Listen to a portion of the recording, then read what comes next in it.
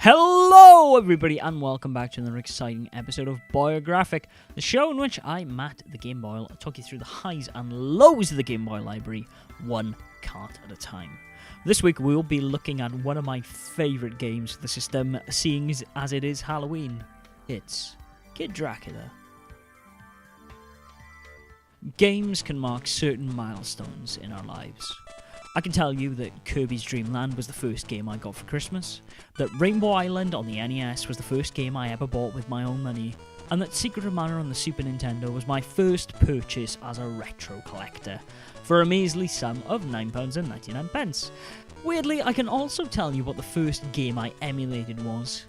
At the time, I was obsessed with Castlevania. I had a lot of the early titles in the series, but a friend whose ties to the Belmont clan ran deeper than my own told me that there was one Castlevania game for the Game Boy I'd not played, and that it was called Kid Dracula. My mind was blown when he showed it to me. This couldn't be a Castlevania game, I thought. The sprite work was chibi and cute, the music more colourful and bright. There must be some mistake.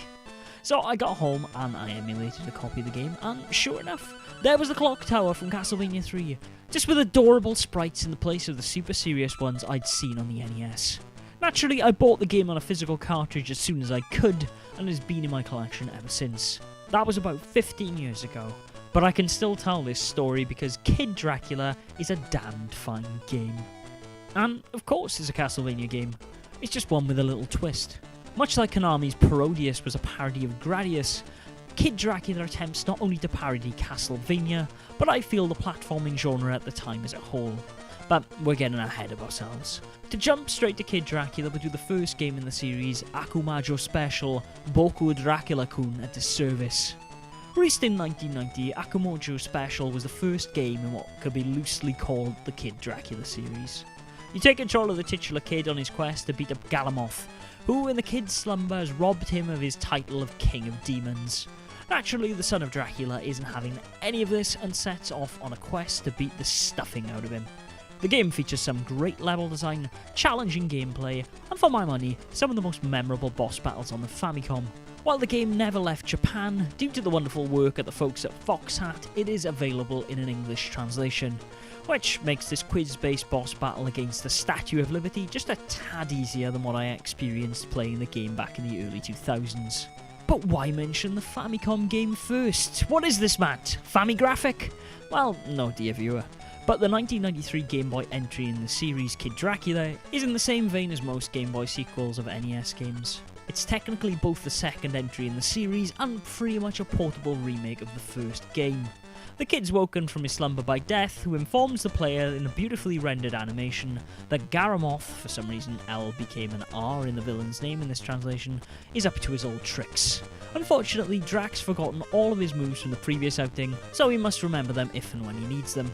Cue you playing through 8 of the most memorable platforming levels on the entire Game Boy, slaying bosses in order to finally lay the smack down on Garamoth.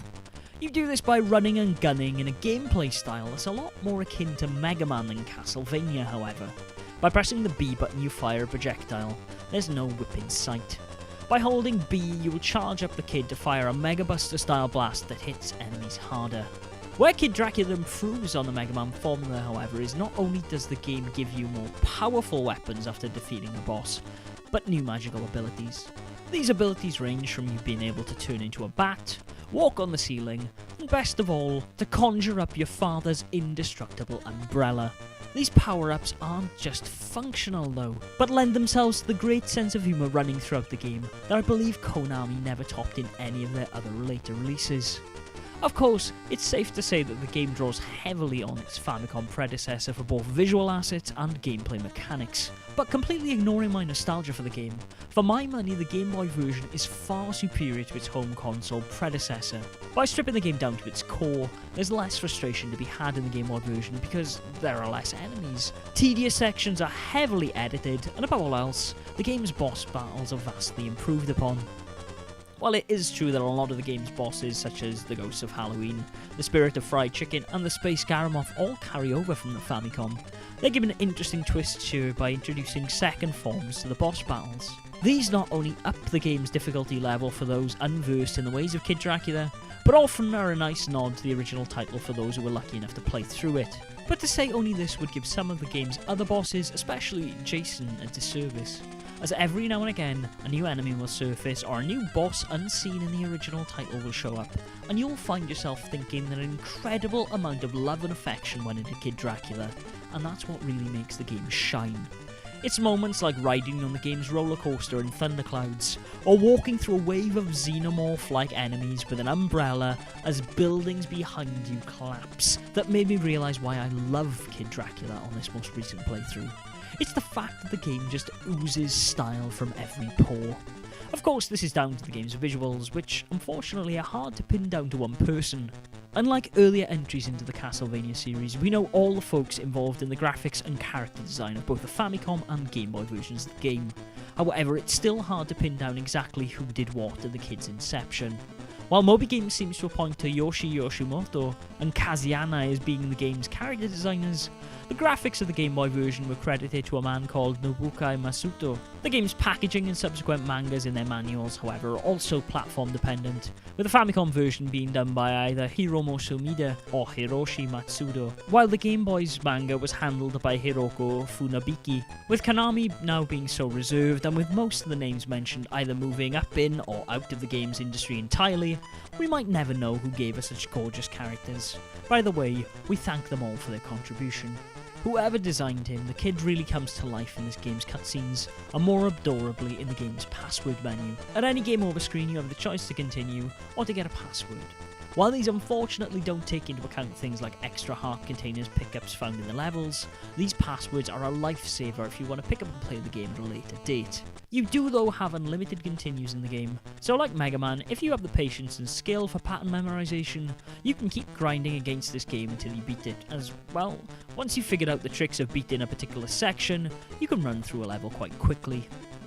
Defeating enemies by the means of charge attack also rewards you with a coin that can be spent between levels. 2 coins will allow you to gamble on a video roulette machine for a chance to win more moolah, while 10 coins will see you play one of 4 minigames in order to get extra lives. There's a great degree of luck involved in all of these games, but hey, free lives are free lives. The music, as I've already mentioned, is light and cheery throughout the game, so even at its most frustrating moments, it'll see you through Kid Dracula. While Akiko Otoi is credited as the sound designer on the Game Boy version, he is for the most part just simply reprogramming the work of Shiniki Tazaka and Setoko Minami from the Famicom version. As with the character design, it's hard to say who to thank for what here, but I'm glad that from the opening stages remix of Castlevania 3's Beginnings, there's not a dull track among them. Unfortunately though, this is the last game in what could be called the Kid Dracula series. Sure, the kid would appear as a secret character in some of the Parodius games, but there'd be no platforming hijinks for Kid Dracula from there on out. A lot of the fans believe that Kid Dracula, being the son of Dracula, is actually Alucard from Symphony of the Night, with Garamoth even showing up in the Mirror Castle. But to my knowledge, this has never actually been confirmed by Konami, other than them creating a Kid Dracula sprite in an Alucard getup in the game battling DH. But that's hardly proof. If my words haven't swayed you enough to go out there and track down a copy of Kid Dracula, then I don't know what will. It's an incredible game that looks absolutely stunning, plays like Mega Man in both its playstyle and tight controls, but above all else is a fun challenge barely rivaled by anything else on the Nintendo Game Boy.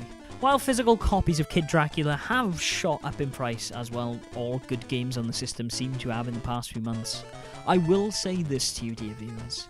This cart is not as rare as some will have you believe, at least in Europe. Its price is purely driven by a demand, as it's a great title, the same way A Link to the Past sells for silly money on the SNES, despite it being amongst the highest selling games on the system. Get it if you can, but if you really want to take a leaf out of 12-year-old Matt Boyle's book, just emulate the game and enjoy it. It's perfect for a Halloween playthrough, and if you want to be extra spooky, play the Japanese version and show your friends just how hardcore the ghosts are.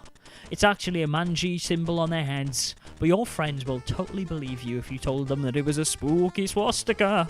Ooh! Never thought I'd end an episode saying that. And that brings us to the end of another episode of Boyographic, ladies and gentlemen. I hope you've enjoyed. If you have, please don't be shy in clicking the subscribe button and sharing the channel with others you think might be interested, as well as checking out some more of our videos, biographic ones, much like this, reviews of Game Boy games, some Boy Curious titles where I look at bootlegs and oddities, and All the Glory, where I'll play through a game, cut out all the deaths, leaving none of the faff, but all of the glory. Okay, until next week, you can find me on Twitter at Gameboy and Facebook and Instagram at Boyographic. I'm trying to do these intros shorter. Please bear with me, folks. I'll figure out a balance so playlists work better. But until then, Game Boys and Girls, have a great Halloween if you're watching this at the time of release, and game on.